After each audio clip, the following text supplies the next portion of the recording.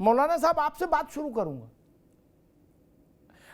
वक्फ board transparent हो और जो वक्फ का मूल स्वर था, लक्ष्य था कि गरीब मुसलमानों की बेहतरी के लिए वक्फ की संपत्तियों का उपयोग हो, जो मैं समझता हूं ठीक, और प्रैक्टिस में दूसरी चीजें देखने को आ रही थी। तो वक्फ के चाल ढाल को सुधारने के लिए जो सिफारिश पहले संसद ने की थी, वो जेपीसी ने, और सच्चर कमेटी में जो कहे गए लिखा पड़ी हुई, उनको ध्यान में रख के एक बिल आ गया। तो इस बिल को फिर ये बताने की कोशिश क्यों हो रही है कि ये मजहब के खिलाफ है, ये मुसलमान की आज़ादी के खिलाफ है, उसकी धार्मिक स्वतंत्रता में दखलंदाजी है? मौलाना जी जी जी पढ़ी नमाज जनाजा की मेरी गैरों ने, पढ़ी नमाज जनाजा की मेरी गैरों ने, मरा था जिनके लिए वो रहे वजू करते। 9 लाख एकड़ जैसा कि आपने बताया है। सबसे पहले वक्फ है क्या? ये अरबी का शब्द है जिसको कहते हैं डोनेट करना, डोनेट करना। सबसे पहले मदीना में नबी अकरम सल्लल्लाहु अलैहि वसल्लम ने एक बाग को वक्फ किया था, जिसका इनकम मदीना के गरीब मुसलमानों को दिया जाता था। और हैदराबाद में भी एक मदीना बिल्डिंग बनी थी जिसका पैसा उस जमाने में सऊदी अरब को जाता था। देखिए, सवाल ये है कि 8,09,000 एकड़ जमीन है। आज मोदी अगर बिल लेकर के आए हैं तो इसके असल जिम्मेदार सो कॉल्ड मुसलमानों के वो लोग हैं, मौलवी, मुल्ला, एमपी, जिन्होंने वक्त को धड़ल्ले से अपने बाप दादा की जागीर समझ करके हड़प लिया और माला माल हो गए और मुसलमानों को कंगाल कर दिया। लाल कृष्ण आडवाणी जी जब गृह मंत्री थे तो पार्लियामेंट में उन्होंने एक भाषण दिया था कि मुसलमानों की अगर वक्फ जमीन उनको दे दी जाए तो मुसलमान कभी गरीब रहेगा नहीं। मगर कि मोदी सरकार के मंचे पर एक सवाल उठ रहा है कि ये लैंड क्या करेगी। आप कह रहे हैं कि हम गैर मुस्लिम को लाएंगे। शरीयत के अंदर ये मुसलमानों की जमीन दी हुई मुसलमानों पे ही खर्च होगी, गैर मुस्लिम के अंदर इसकी एंट्री नहीं है। और मंशे वक्फ है कि आप किसको मुसलमान को देंगे, जिस कम्युनिटी में वो खर्च होगा, ये मंशा एक बात है। दूसरी बात ये है कि मोदी सरकार बेदार हुई, मोदी सरकार जागी है, उसका क्या मंशा है? रिफॉर्म करना। आप कहते हैं कि डीएम तय करेगा या डीएम को पावर दिया जाएगा। वक्फ बोर्ड के पास तो ऐसे भी पावर नहीं। 54 का एक्ट है, 95 है, 2013 है, संशोधन होते रहा। मगर अगर इस एक्ट से मुसलमानों को कुछ फायदा होगा तो देखने की बात है। मगर मुझे लगता है कि मोदी सरकार का मंशा या सही नहीं है। शायद मुझे लग रहा है कि मोदी सरकार ने मुसलमानों से पॉलिटिकल इंतकाम ले रही कि मुसलमानों ने भाजपा को सपोर्ट नहीं किया है। अगर रिफॉर्म होता है तो मुझे लगता है कि मुसलमानों को फायदा मिलेगा। मगर मुसलमानों के बड़े बड़े दलाल, हरामखोर, मैं कहता हूं हरामखोर, ये दलालों ने आज इस मोड़ पर हमारी कम्युनिटी को ला दिया कि सरकार को इसमें हस्तक्षेप करना पड़ेगा। ठीक है मौलाना साहब, मैं 2 बातें कहूंगा, फिर मनीष जी से एक टिप्पणी लूंगा, फिर भाजपा और कांग्रेस के पास, भाजपा और सपा के पास जाऊंगा। अव्वल तो मैं तो बहुत कम पढ़ा लिखा आदमी, मैं तो मूल बात पकड़ता हूं, बाकी ज़्यादा दिमाग नहीं लगाता।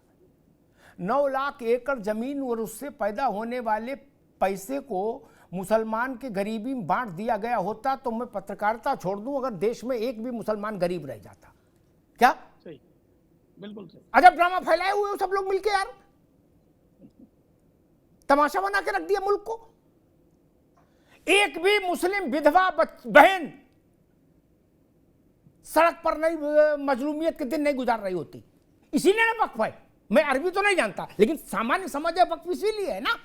एक भी मुसलमान का बच्चा बिना अच्छे स्कूल में पढ़े नहीं रहता। ये वक्फ का पैसा जा कहां रहा है? ये दूध की नदियां बह रही हैं ना, इनमें पाइप किसने लगा के अपने घर में ले गया नदियों को? अब वो पाइप रोक रहे हैं, उसमें प्रतिबंध लगा रहे हैं तो बवाले आजम हो रहा है।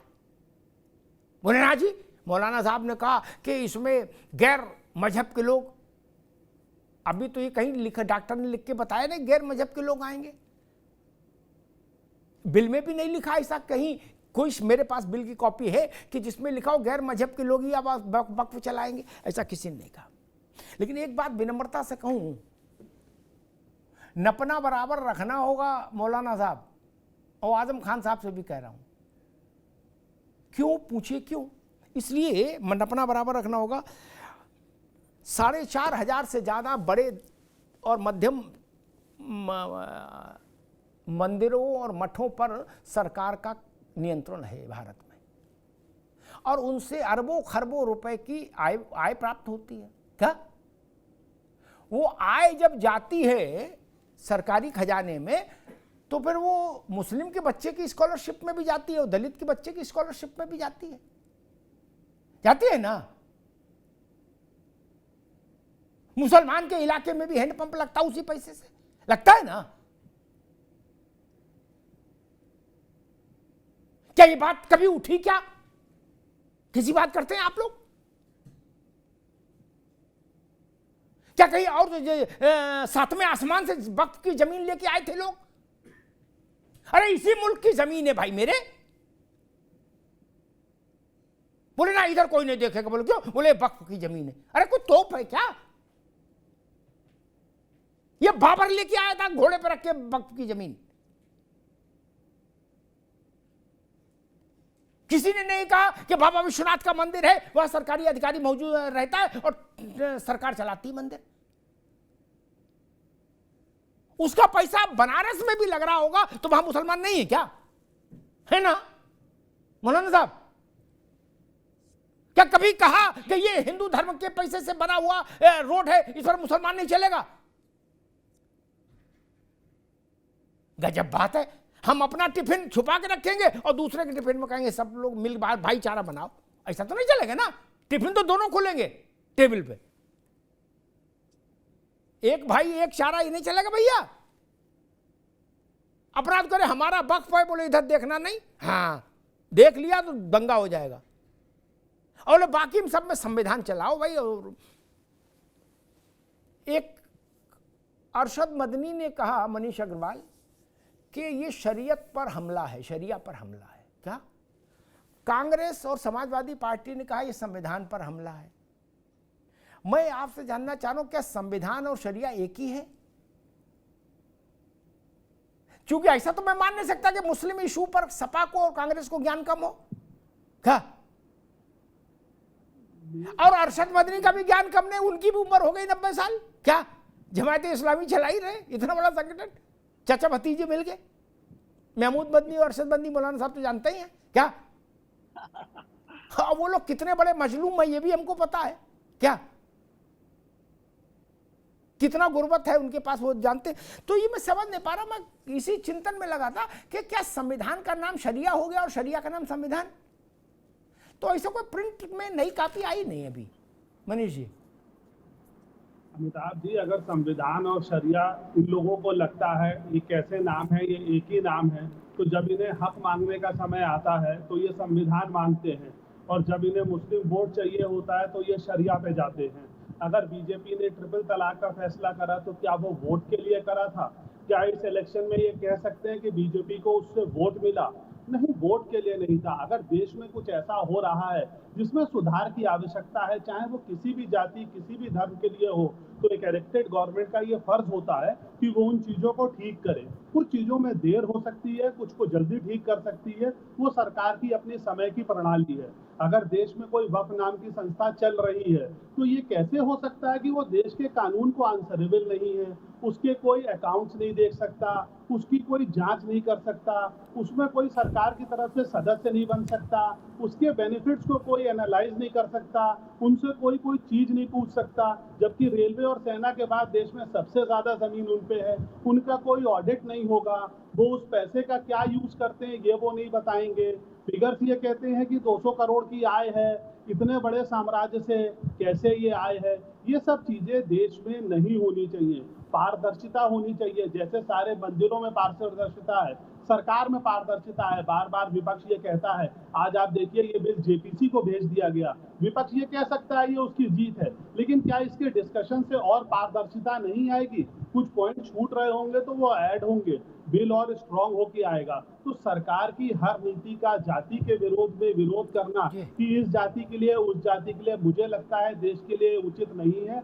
जितनी भी संस्थाएं देश में काम कर रही हैं, सब देश की न्यायपालिका को और देश की सरकार को अकाउंटेबल हैं। उन्हें समय समय पे उन जांचों से गुजरना होगा जिससे उनकी विश्वसनीयता बनी रहे। उनके पास अगर जनता के फंड्स आ रहे हैं तो उन्हें यह बताना पड़ेगा कि इसमें जनता के लिए क्या उपयोग हो रहा है। अगर सरकार 4 करोड़ आवास देने का वादा करती है, 3 करोड़ आवास देती है, तो क्या सरकार ये पूछती है कि ये किस जाति को आवास मिल रहे हैं, किस वर्ग को आवास मिल रहे हैं? जो लोग अप्लाई करते हैं, जो लोग एलिजिबल हैं, उन्हें ये आवास मिलते हैं। इसी प्रकार से अगर वक्फ की संपत्तियों में कोई रेगुलेशन की जरूरत है, जैसे अभी मौलाना जी कह रहे थे कि सही लोगों पे ये पैसा नहीं पहुंच रहा, तो कैसे पहुंचेगा? जब सरकार एक्शन लेगी, कानून में बदलाव करेगी, जांच करेगी, सही लोगों तक इसका बेनिफिट पहुंचाएगी। यही सरकार का उद्देश्य है। आप उसको वोट बैंक की नीयत से, किसी धर्म से, किसी जाति विशेष से जोड़ते हैं, ये पॉलिटिकल पार्टीज का अपना विवेकाधिकार है, लेकिन जनता इसे समझ रही है। और मुझे लगता है जब ये बिल लागू होगा तो मुस्लिम जनता इससे बहुत ज्यादा खुश होगी। जी, मोहम्मद आजम खान साहब, मैं एक सामान्य व्यक्ति के तौर पर ये समझने की कोशिश कर रहा हूं कि 9 लाख एकड़ जमीन किसी भी वेल्थ मैनेजमेंट करने वाली इंटरनेशनल एजेंसी को अगर हम दे दें क्या, तो भारत में जितने गरीब मुसलमान हैं ना, सब अमीर हो जाएंगे, सबका जीवन सुखी हो जाएगा, उतना रिटर्न उससे आने लगेगा। नहीं, हंगामा किस बात पर है? ये एक मिनट रुक जाओ, बात पर आ जाए पूरी। निजामुद्दीन औलिया जाइए, ठीक, वहां जो करता धरता है उनका रंग भारत के गरीब मुसलमान से नहीं मिलता, उनकी देह की खुशबू भारत के गरीब मुसलमान से नहीं मिलती। अजमेर शरीफ चले जाइए, वहां जो करता धरता है उनकी शक्ल मिलती है जुम्मन से? नहीं। उनके रंग मिलते हैं शरीर के? नहीं। कौन लोग कब्जा किए हैं भाई? और जुम्मन वहीं खड़ा है, उसको एक कटोरी बिरयानी मिल जाए इतने बहुत है उसके लिए, मजार के बाहर, दरगाह के बाहर। और जो दरगाह के अंदर है उनका जलवा बढ़ता जा रहा है अल्लाह की फजल से। गाड़ियां मर्सिडीज और पजारो होती जा रही हैं। इसके लिए खोला गया है ये वक्फ। आजम खान साहब, अमिताभ जी, पहली बात तो आप जो कह रहे हैं 9 एकड़ जमीन कोई वो खाली जमीन नहीं है, उसमें मस्जिदें हैं, कब्रिस्तान हैं और तमाम ऐसी जो है ऑक्युपाइड है, मतलब ऑलरेडी चल रही हैं। अब यही तो बात है ना, नैरेटिव्स का मसला है सारा, क्योंकि भाजपा नैरेटिव्स बनाने में माहिर है। जब आप बताइए, जब एक मस्जिद चल रही है तो उसको मस्जिद को खर्चे की जरूरत है, ना कि वहां से आमदनी हो रही है। इसी तरह से जो मदरसे चल रहे हैं, मदरसों को पैसा चाहिए, ना कि मदरसा आमदनी का स्रोत है। तो बहुत सारी ऐसा नहीं था कि कानून की कमी थी। सरकार को अगर कोई रिफॉर्म करना चाहती थी तो पहले जो कानून थे उसमें तो कुछ किया होता। सरकार ने कुछ भी तो नहीं किया। एक तरफ सरकार कहती है कि हम मुसलमानों के एक हाथ में कुरान देना चाहते हैं, दूसरे हाथ में कंप्यूटर देना चाहते हैं, लेकिन आधुनिक मदरसा जो चल रहा था, आधुनिक टीचर थे, वो सरकार बंद कर देती है। और आधुनिक टीचर, आपकी जानकारी के लिए मैं बता दूं, हिंदू और मुस्लिम दोनों होते थे। ऐसा नहीं कि वो सिर्फ मुस्लिम होता था, लेकिन वो सरकार ने, केंद्र सरकार ने वो ग्रांट बंद कर दी। तो सरकार की कथनी और करनी में फर्क है। मुसलमानों पर सरकार का भरोसा नहीं है, इसमें कोई आप कुछ भी कह लें, ये बात बिल्कुल शीशे की तरह साफ है। अगर सरकार को पहले मुस्लिम समाज को भरोसे में लेना चाहिए। मैं नहीं कहता कि हमें समाजवादी नेता की हैसियत से भरोसे में ले, बिल्कुल नहीं, हमें ना बुलाएं, लेकिन जो मुस्लिम समाज की नुमाइंदगी करता है, जिसको वो समझते हैं, उससे तो डिस्कशन कर लेते कि भाई आप क्या चाहते हैं, कैसे चाहते हैं। लेकिन सरकार ने ऐसा कुछ भी नहीं किया। सरकार कहने के लिए बहुत बड़ा बुलंदा कह रही है, लेकिन प्रैक्टिकली में सरकार ने ऐसा कुछ भी नहीं किया जिससे मुसलमान को भरोसा हो सके। 3 तलाक की आप चर्चा कर रहे थे, मनीष जी बहुत गुणगान कर रहे थे। 3 तलाक मुसलमानों की कितनी बड़ी समस्या है, ये मुस्लिम समाज में जाइए तो आपको पता चलेगा।